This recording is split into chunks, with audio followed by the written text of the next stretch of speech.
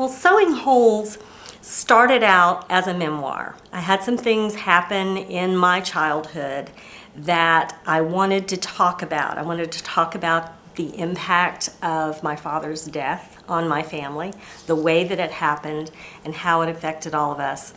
And I wanted to talk about the family dynamic. And so I started out trying to write a memoir about those things. And what ended up happening was that I would run into that common memoir writing roadblock of worrying about what the people in my family would think, how they would feel, how they might react to me, what they might say.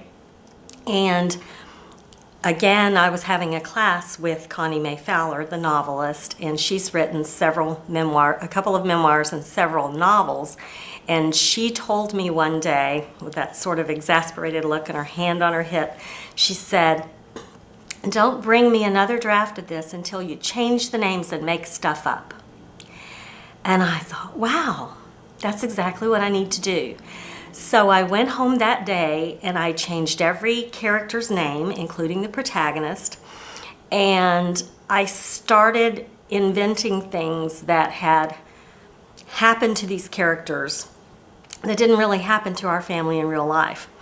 And it was incredibly freeing, and it led to being able to reimagine some things the way I would have liked for them to have turned out.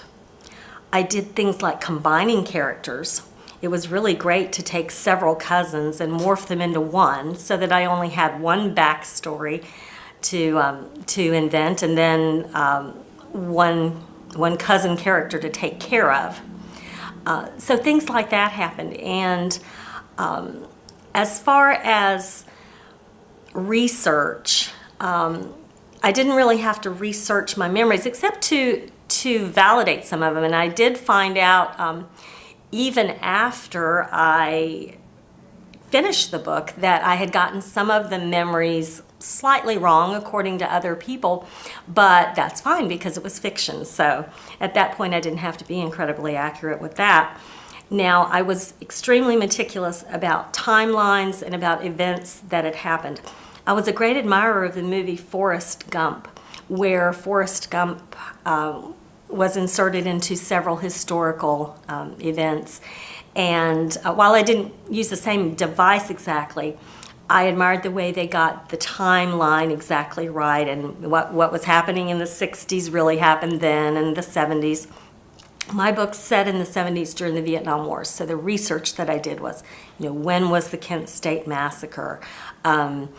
What happened, when did Nixon resign and why, and when did we invade Cambodia? What was Henry Kissinger saying at the time? So historical facts like that, I tried to get exactly right.